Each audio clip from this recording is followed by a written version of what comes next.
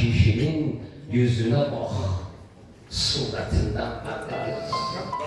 Bugün çekiliş grubumuz vefat etmiş şair Qəzəlxan Hacı Arif Buzuoğlu'nun üç mərasimində oldu. Mərasimdə şairin qələm yoldaşlarından, dostlarından, tələbələrindən və yaxınlarından aldığımız müsahibəni sizə təqdim etdik. Həmi gözəl insan, gözəl şəxsiyyət və həm də gözəl şair idi. Azərbaycanımızın bu günümüzün əsl həqiqi gözəl şairlərindən idi. Klassik ədəbiyyatımızı ləyaqətlə, şərəflə davam etdirənlərdən idi. Ürfan şairlərindən idi. Allah ona rəhmət eləsin. Bizə çox böyük içki oldu şeiriyyat aləminə.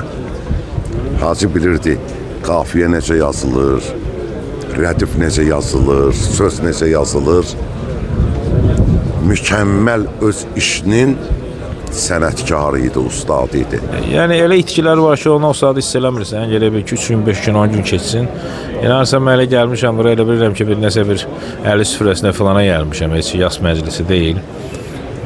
Yəni tam dərk eləməmişəm elə. Çünki o onsuz, nə bilim, bilmirəm, mənim poeziyada, ədəbiyyatda o mənim üçün elə bir dirək, elə bir arxadayaq idi ki, indi bilmirəm, nə bilim, ən son rəy, ən son fikir.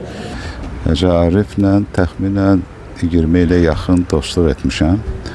Bütün məclislərimizin təşkilatçılığında, çoxlu ədəbi, bədii məclislərimizdə iştirak edib, təşkil edib. Onu itirmək bizim üçün çox ağırdır. Ancaq həyatın qanunları var, ona əks etmək olmaz. Bir kənddəyik, bir böyümüşük. Arif'in toyunu da mən çalmışım. Nə bileyim, adam inana da bilmir. Amma indi həyatdır da. Amma yaman itirdik. Tək o, nə deyim, dilə gəlmir. Axırıncı demək olar ki, ən klassiklərdən hələ ən axırıncısı budur bizim üçün. Ən gözəli budur bizim üçün. İtirdik Arif'i. Söz adamı idi, şair idi, hikmət adamı idi. Hamısının o hikmət. Möminin qidası, ruhu qidası hikmətdir. Möminin qidası sözdür, dəyərli sözdür. İnsan görək özü dəyərli olsun ki, insanın ruhunun qidasıdır. Əxlaq, mərifət, ədəb, elm, Qur'an, zikir.